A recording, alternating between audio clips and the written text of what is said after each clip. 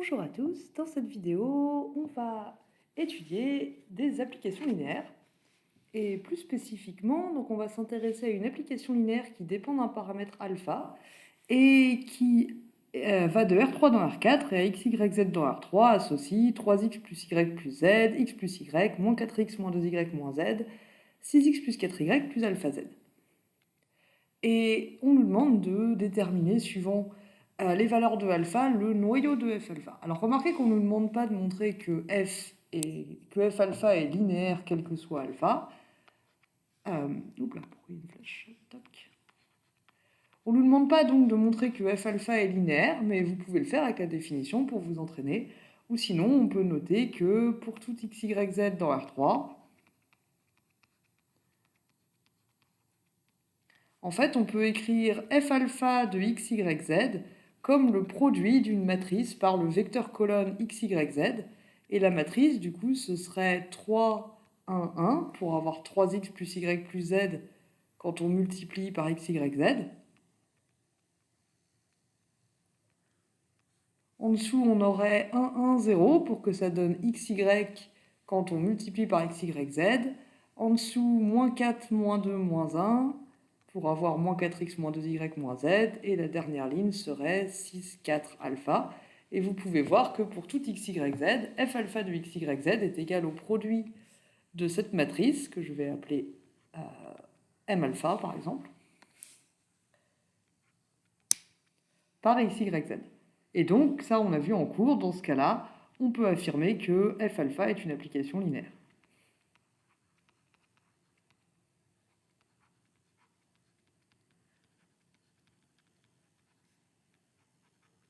À nouveau, on ne le demandait pas, mais c'est toujours bien de s'entraîner.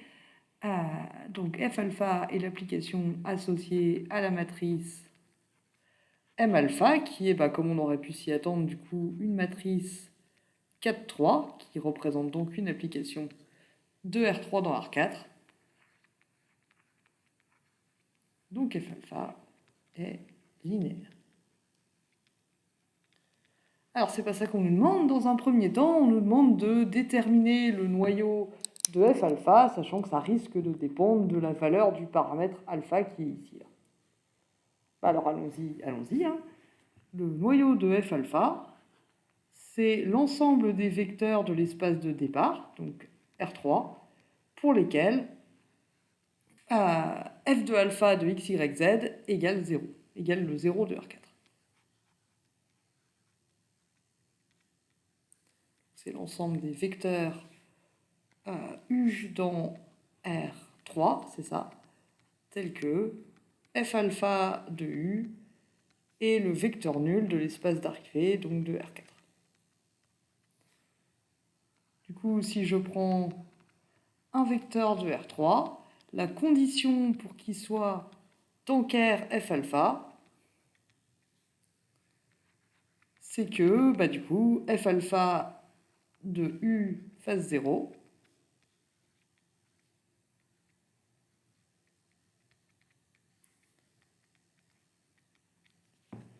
Autrement dit, il faut que 3x plus y plus z, ça fasse 0. Il faut que x plus y, ça fasse 0. Il faut aussi que moins 4x moins 2y moins z égale 0. Et enfin, 6x plus 4y plus alpha z doit aussi faire 0. Donc, comme on avait déjà dit, ce qui va se produire souvent... Qu'est-ce qui ne marche pas là? Voilà. Ce qui va se produire souvent, c'est que le noyau, on va l'obtenir comme ensemble des solutions d'un système linéaire homogène. Alors ici, du coup, il s'agit de trouver l'ensemble des solutions de ce système en fonction de alpha. On commence à être habitué à ce genre de truc. Je vais commencer par échanger les deux premières lignes pour simplifier un peu les calculs. Ce qui nous donne, du coup, x plus y égale 0. Et c'est de cette ligne-là que je vais me servir dans un premier temps pour éliminer les x sur les trois autres lignes.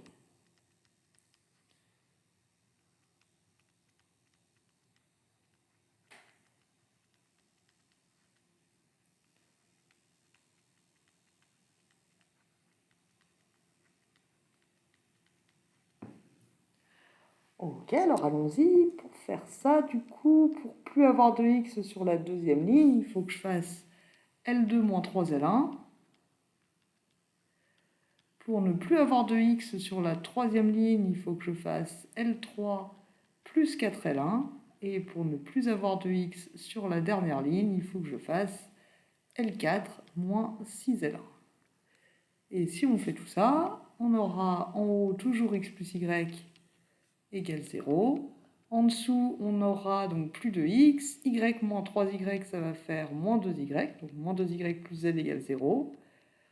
Là, on aura du coup plus de x, 2y plus 4y, ça va faire 2y, moins z égale 0. En fait, à ce stade, on voit que les lignes 2 et 3, maintenant, elles racontent la même chose. Et ici, on aura plus de x, 4y moins 6y, ça va faire moins 2y, plus alpha z égale 0. On continue d'échelonner, cette fois en se débarrassant des y. Pour ça, on fait L3 devient L3 plus L2, pour ne plus avoir de y sur la troisième ligne, et L4 devient L4 moins L2. Et si on fait ça, on arrive à x plus y égale 0, moins 2y plus z égale 0. Ah bah 0 égale 0, hein. La troisième ligne a entièrement disparu. Et sur la dernière ligne, il me reste alpha moins 1 z égale 0. Donc il y a deux cas qui se présentent maintenant pour avancer. On aimerait diviser la dernière ligne par alpha moins 1, et pour ça, il faut que alpha moins 1 soit non nul.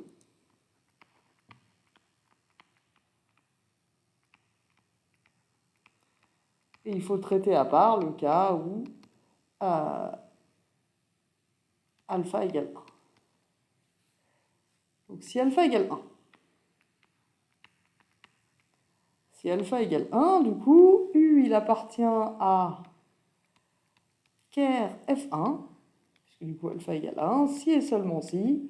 Et du coup, les deux dernières lignes sont nulles dans mon système, et il ne reste plus que x plus y égale 0, moins 2y plus z égale 0, donc système échelonné, avec une inconnue libre qui est z, ou mettons y, hein, ce sera peut-être plus simple. On va obtenir que z égale 2y, et oui, effectivement, là c'est très simple d'exprimer tout le monde en fonction de y. Voilà, et y prend n'importe quelle valeur. Donc en fait, U, il est dans le noyau de F1, si et seulement si. En fait, on peut l'écrire sous la forme moins y, 2y, c'est-à-dire y fois moins 1, 2, pour n'importe quelle valeur de y. Donc U est dans le noyau de F1 si seulement si c'est un multiple du vecteur moins 1, 1, 2. Donc dans ce cas-là, le noyau de F alpha, le noyau de F1, c'est le sous-espace vectoriel engendré par moins 1, 1, 2.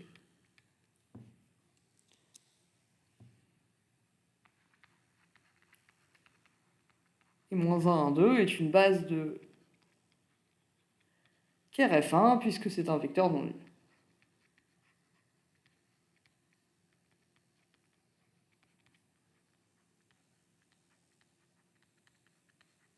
C'est une famille génératrice, hein, par définition du sous-espace vectoriel engendré.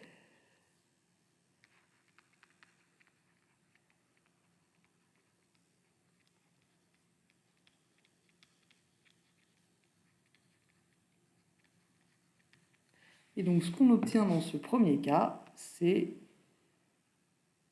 cette expression pour le noyau de F1. Alors maintenant, si alpha est différent de 1, bah du coup la dernière ligne ne disparaît pas dans le système. On peut, dans ce cas-là, diviser par alpha moins 1 la dernière ligne, et on obtient z égale 0. Mais du coup, avec la deuxième ligne, du coup, je vais la réécrire pour être sûr, hein, c'est moins 2y plus z égale 0, et x plus y égale 0.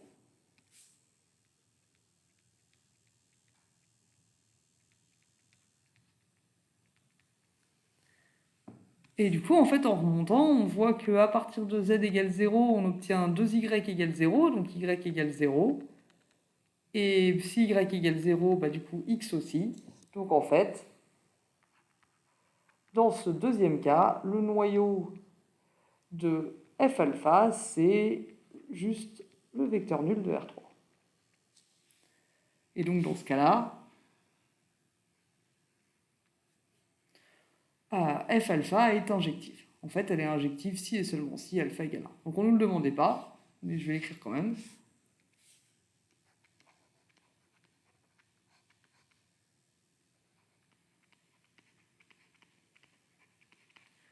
On obtient que F alpha est injective si et seulement si alpha est différent de 1. Ok, très bien, donc ça c'est pour le noyau. On nous demande ensuite, du coup, dans chacun des cas qu'on a séparés, le rang de F alpha. Alors pour ça, on a un théorème qui est intitulé le théorème du rang.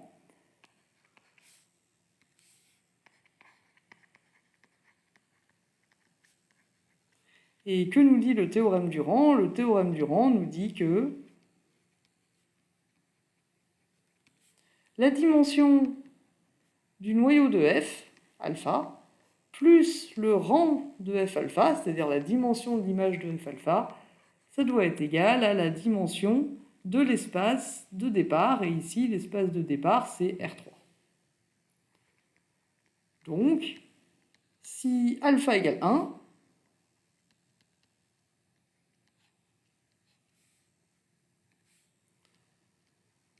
on a vu que dans ce cas-là, la dimension de ker F alpha, de ker F1,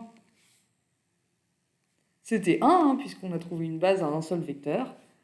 Donc le rang de alpha, le rang de F1, bah, du coup c'est 3 moins 1, ça fait 2.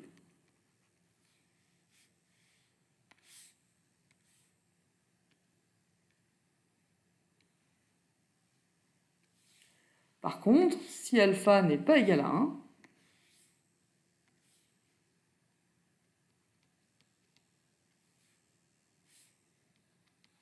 on a vu que dans ce cas-là, le noyau de alpha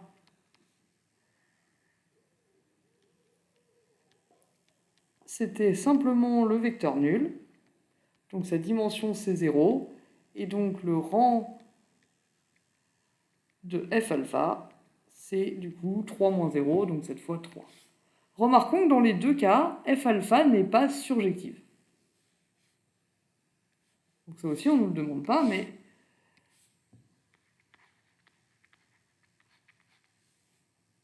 dans tous les cas, la dimension de l'image de F alpha, donc le rang de F alpha,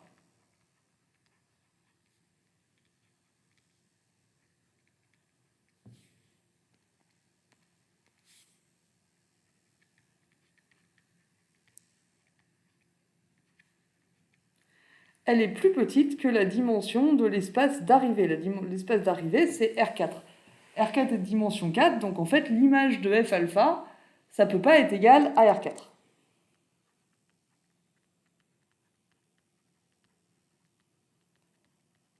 Ce sera toujours un sous-espace vectoriel de R4. Donc, quel que soit alpha, F alpha n'est pas surjectif.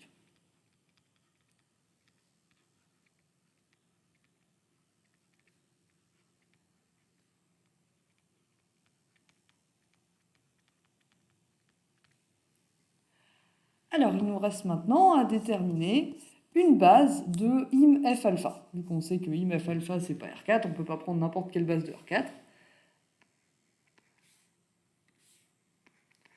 Et on va montrer deux méthodes pour faire ça.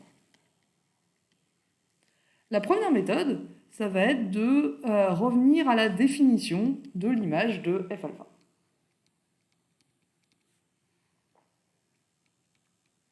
Donc je prends un vecteur de l'espace d'arrivée, donc ABCD dans R4. Hop. Ça va être ma méthode 1, pardon. J'aurais dû l'écrire. Toc, méthode 1.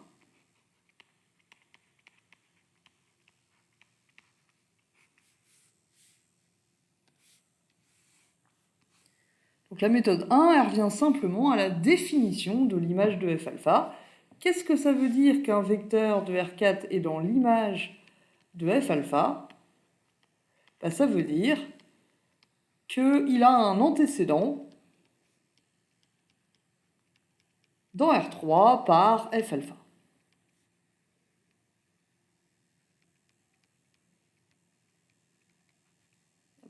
On appartient ici, il est un peu moche, donc tel que f de u égale v. Autrement dit, un vecteur v, il est dans l'image de f alpha s'il y a d'un x, y, z dans R3 tel que, du coup, f de u, si on écrit ce que ça veut dire, on aura 3x plus y plus z égale a, x plus y égale b, et c'est quoi déjà les deux autres? Moins 4x moins 2y moins z égale c.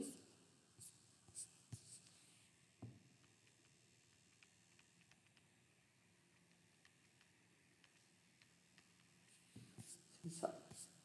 C'est ça. Et moins z, pardon. Moins 4x moins 2y moins z égale c.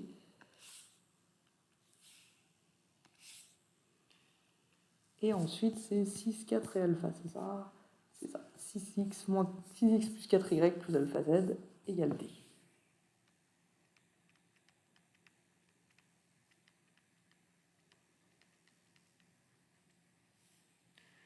Donc ça revient à dire, non pas à trouver les solutions du système ici, là. Celui-là, je vais l'appeler le système SV, son second membre c'est V. Et du coup, la question c'est, quand est-ce que SV a des solutions? On s'en fiche un peu de quelle solution. La question c'est, quand est-ce que le système SV a des solutions? Or, le système SV, du coup on va l'étudier. Et ce qu'on voit du coup, c'est qu'on va se retrouver à faire les mêmes opérations qu'on avait faites pour échelonner le système qui donnait le noyau. C'est normal puisque du coup, à tout le membre de gauche, c'est f de u. Encore une fois, c'est f de x, y, z. Donc ça n'a pas changé et c'est ça qui nous dit quelles opérations on doit faire. C'est pour ça qu'on va se retrouver à faire les mêmes opérations. Et pour commencer, du coup, comme tout à l'heure, je vais échanger les deux premières lignes histoire d'avoir des calculs un peu plus faciles. Parce que, vous l'aurez compris, je n'aime pas les fractions. Vous n'êtes pas obligé de faire ça, il y a plein de façons de résoudre un système. Donc, j'échange L1 et L2, et ensuite je vais échelonner en faisant L2 devient L2 moins 3L1, L3 devient L3 plus 4L1, et L4 devient L4 moins 6L1.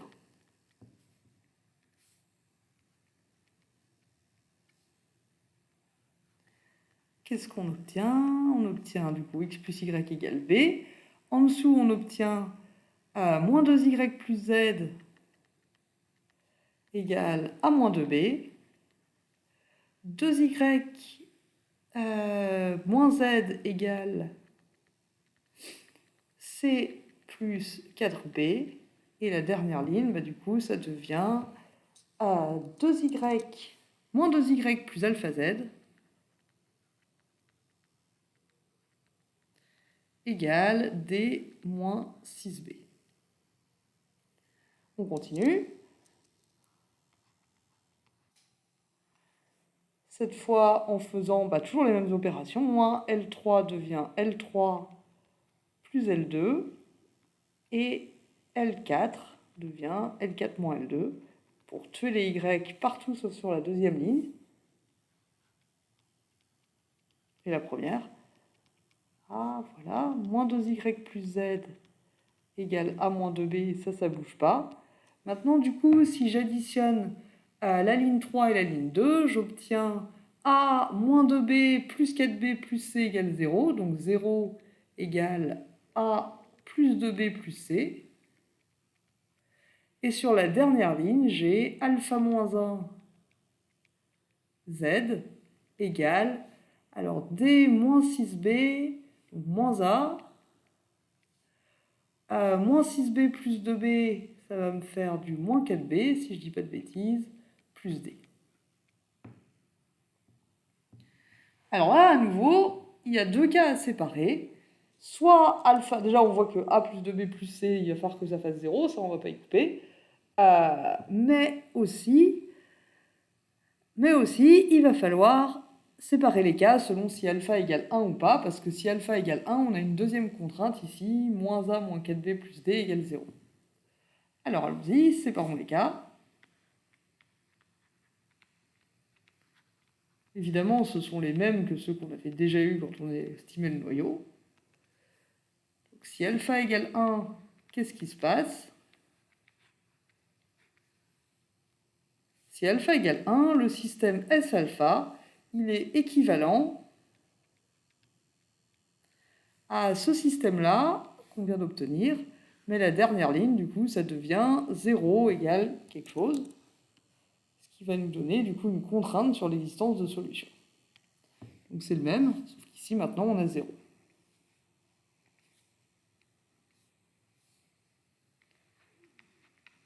Et ça, c'est... Alors, pardon, je l'ai écrit S alpha, c'est SV qui s'appelle ce système, parce qu'il dépend de V. Donc, SV a des solutions. Si et seulement si,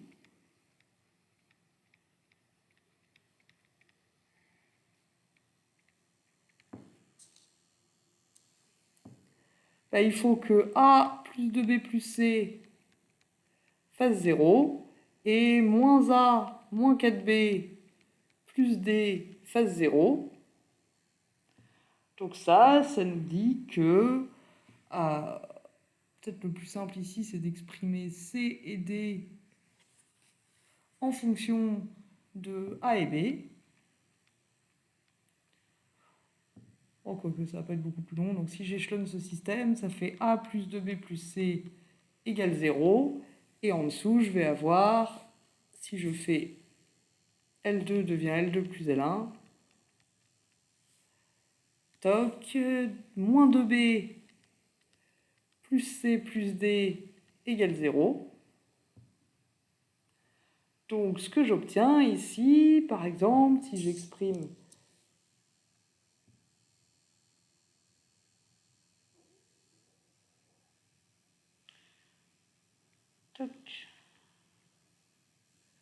j'exprime D en fonction de B et C et A en fonction de B et C, j'obtiens du coup que C doit être égal à 2B moins D et A doit être égal à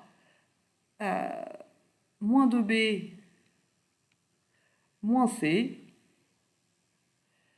Est-ce que j'aurais pas fait une erreur de calcul? Excusez-moi, je vérifie quand même. A moins 4B.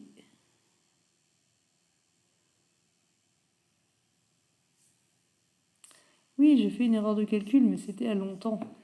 Ici, j'aurais pas dû avoir A moins 3B, il me semblait bien. Ça ne ressemblait pas à mes notes. J'aurais pas dû avoir A moins 2B, j'aurais dû avoir A moins 3B. Voilà, ça va être beaucoup mieux comme système. Ce qui fait que ici, quand je fais cette ligne-là plus cette ligne-là, ça me fait 4B moins 3B, et donc ici, j'ai un seul B. Toc. Ce qui me donne... ici, en fait, A plus B plus C égale 0. Voilà. Et...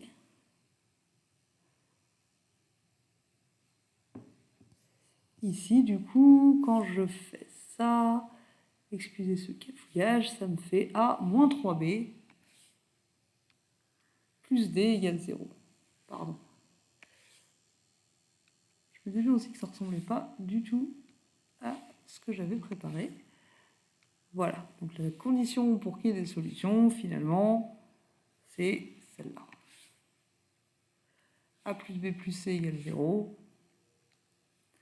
Et A moins 3B plus D égale 0.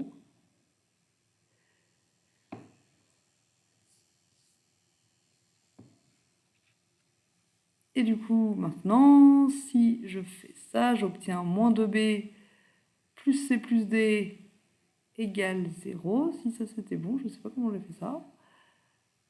Toc. Moins 2B plus C plus D égale 0. Donc D égale 2B moins C. Hop là. Je vais exprimer D en fonction de B et C. Donc D égale 2B moins C. Ce sera beaucoup plus simple.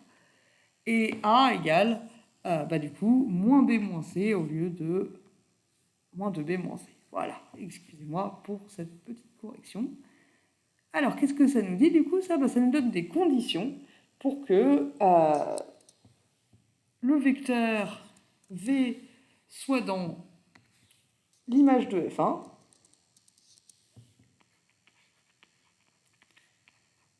Si alpha égale 1, pour que V soit dans l'image de F1, il faut que sa première coordonnée soit égale à moins la deuxième, moins la troisième. Après, il y a la deuxième et la troisième coordonnée qu'on a choisies comme inconnues libres. Et la dernière, ça doit être 2B moins C. Donc V, on peut l'écrire sous la forme de B fois le vecteur moins 1, 1, 0, 2, plus C fois le vecteur moins 1, 0, 1, moins 1. Et B et C peuvent prendre n'importe quelle valeur. Donc l'image de F1,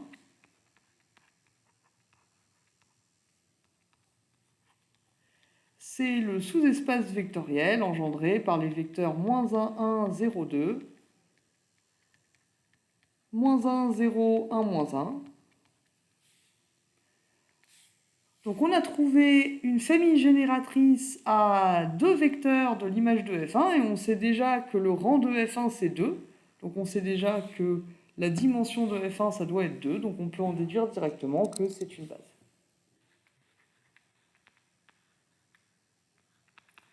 Moins 1, 1, 0, 2, moins 1, 0, 1, moins 1 est une famille génératrice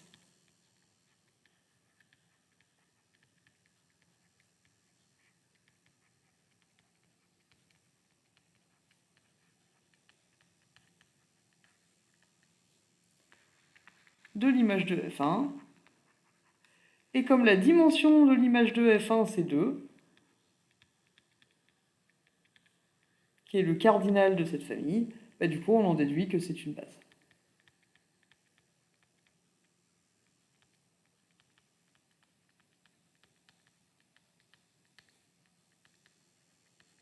Et donc on a trouvé une base de F1.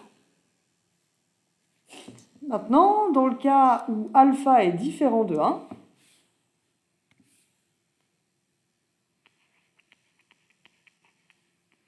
que se passe-t-il dans ce cas-là? Si alpha est différent de 1, du coup, on obtient le système suivant pour décider... c'est le système SV toujours, qui cette fois est équivalent à...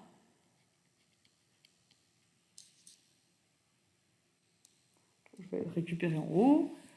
Toc. Pour pas avoir à le recopier. Triche un peu.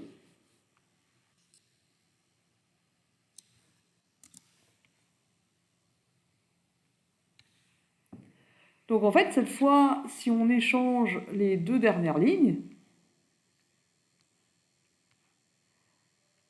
ce qu'on obtient, c'est un système échelonné qui a aucune inconnue libre et qui, par contre, qui a une ligne qui pourrait être contradictoire.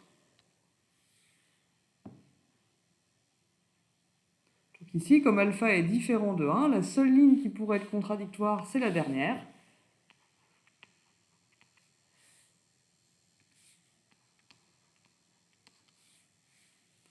Donc SV a des solutions.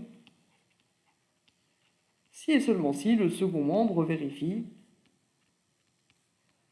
A plus B plus C égale 0. Du coup, le vecteur V qu'on avait pris au départ, il appartient à l'image de F alpha, si et seulement si A plus B plus C égale 0, c'est-à-dire si et seulement si A égale moins B moins C.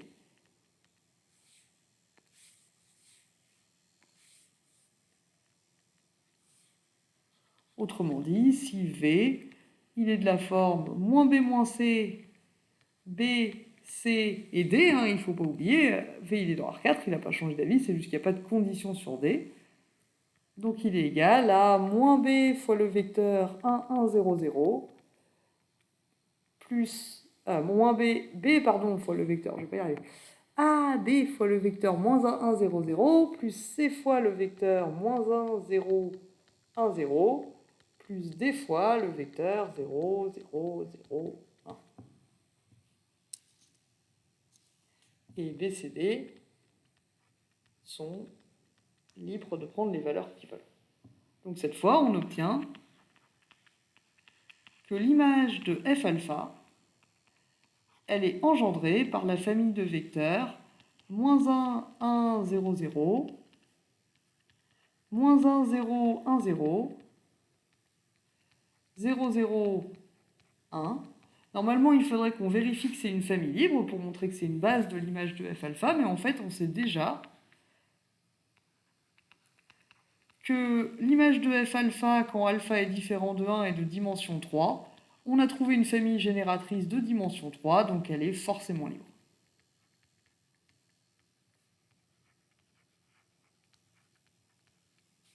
Donc, est une famille génératrice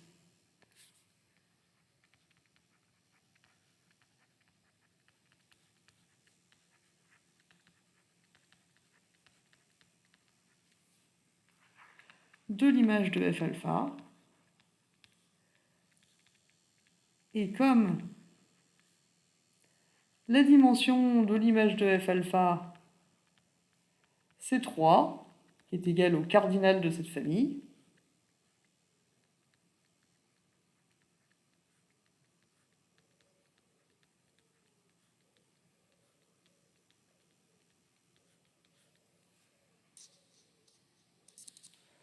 on en déduit que c'est une base.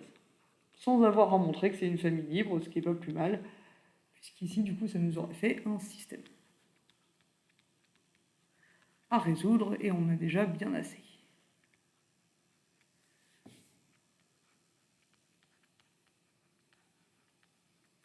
Donc on a trouvé une base de l'image dans chacun des deux cas, en revenant à la définition.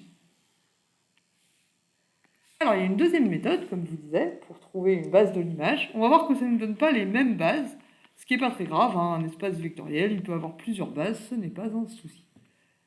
Donc la méthode 2, c'est de dire que si on prend une famille génératrice de l'espace de départ, donc ici je vais prendre la base canonique, hein, la base canonique de R3 de l'espace de départ,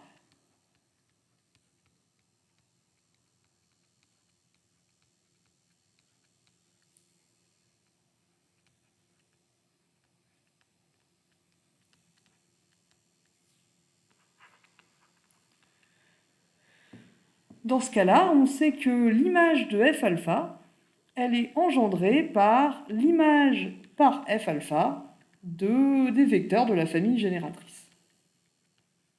Ça, c'est un théorème qu'on a vu en cours. On peut directement obtenir une famille génératrice de l'image de f alpha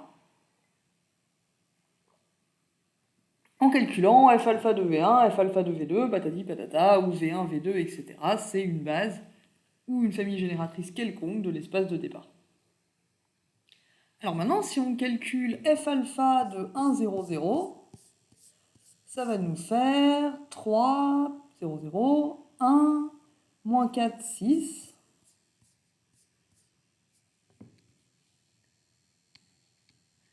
Donc f de 1, c'est 3, 1, moins 4, 6. Et si vous calculez les deux autres, vous allez obtenir f alpha de 2, c'est 1, 1, moins 2, 4. Et f alpha de E3, c'est 1, 0, moins 1, alpha. Donc on a trouvé une famille génératrice de f alpha. La question c'est, est-ce que c'est une famille libre ?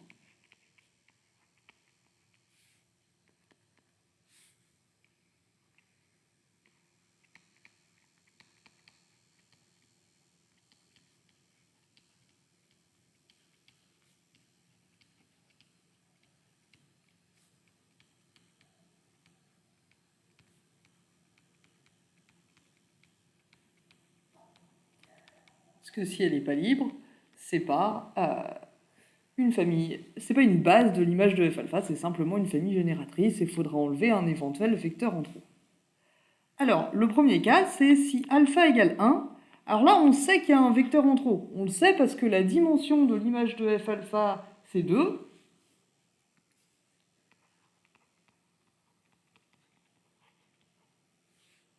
Donc il ne peut pas y avoir de base de l'image de f alpha qu'à 3 vecteurs.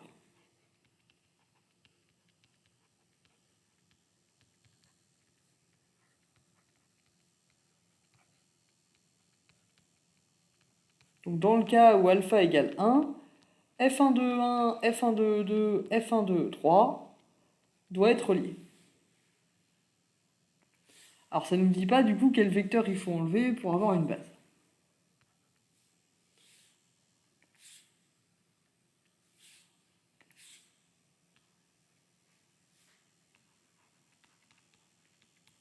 Pour le trouver, donc on pourrait résoudre le système. On pourrait essayer de, et d'ailleurs vous pouvez le faire, hein, comme on fait d'habitude, chercher les lambda 1, lambda 2, lambda 3, tels que lambda 1 f1 de 1, donc lambda 1 fois ce vecteur, plus lambda 2 fois ce vecteur, plus lambda 3 fois ce vecteur égale 0, trouver une solution non nulle et en déduire une combinaison linéaire. Mais là, en fait, on a déjà plus ou moins fait ça, parce que si on résout f alpha de 1 plus lambda 1 f alpha de 1 plus lambda 2 alpha, f alpha de 2 plus lambda 3 f alpha de 3 avec alpha égale 1, ça va nous donner le même système que pour le noyau, ce que je vous laisse vérifier.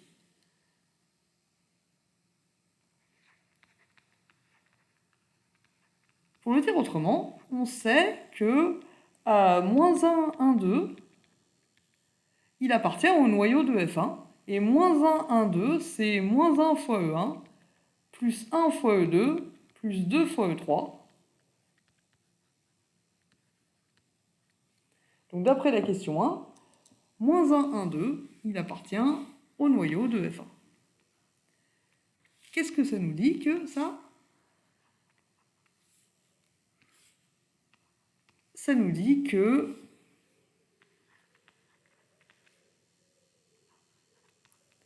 f1 de moins e1 plus e2 plus 2e3, ça fait le vecteur nul de R4. Autrement dit, moins f1 de e1, qui est le premier vecteur ici, plus f1 de e2, plus 2f1 de e3, ça fait le vecteur nul.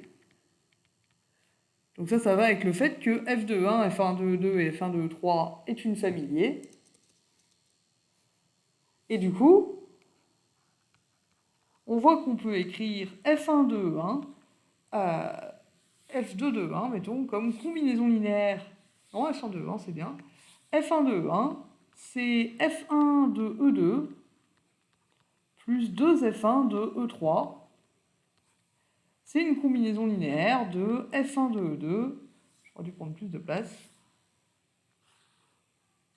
Hop, je vais mettre en dessous.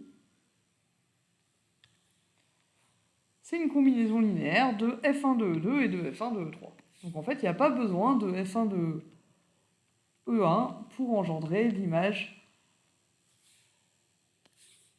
de f1.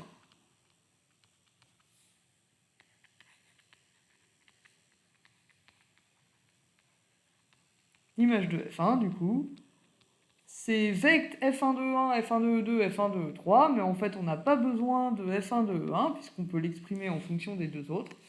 Donc on peut se contenter de f1 de 2 et f1 de 3. Donc ces deux vecteurs engendrent l'image de f1.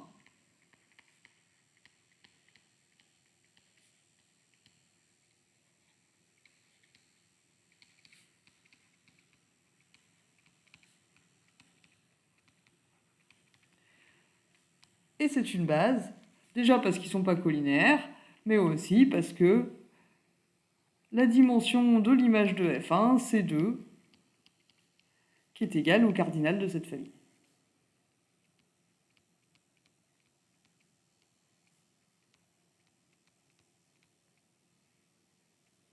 Pardonnez-moi, j'arrête pas de m'emmêler les pinceaux dans les indices.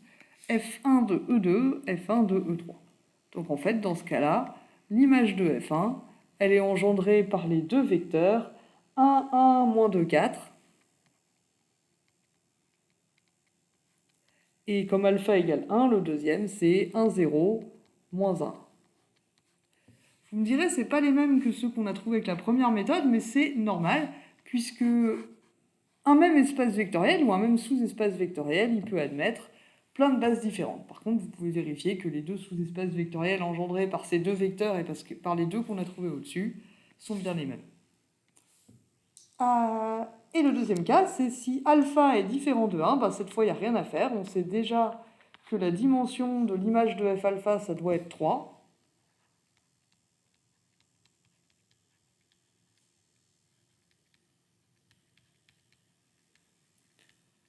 On l'avait calculé à la question 2, qui est égal au cardinal de la famille f alpha de 1, f alpha de 2, f alpha de 3.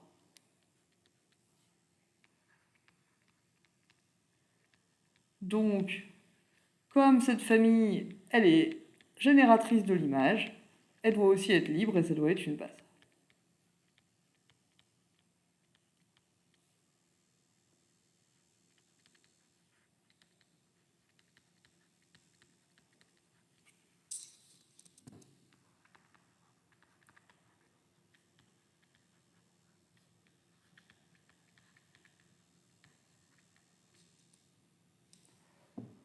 Donc dans ce cas-là, si alpha est différent de 1, l'image de f alpha, elle est engendrée par les trois vecteurs.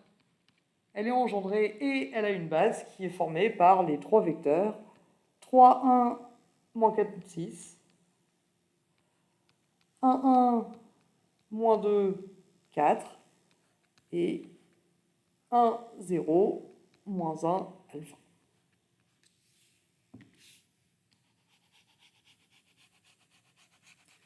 Et cette fois, c'est une base de l'image de f alpha. Elle est paliée puisque l'image de f alpha doit être de dimension 3. Voilà, j'espère que c'était clair. Je vous remercie de votre attention et je vous dis à bientôt dans la prochaine vidéo.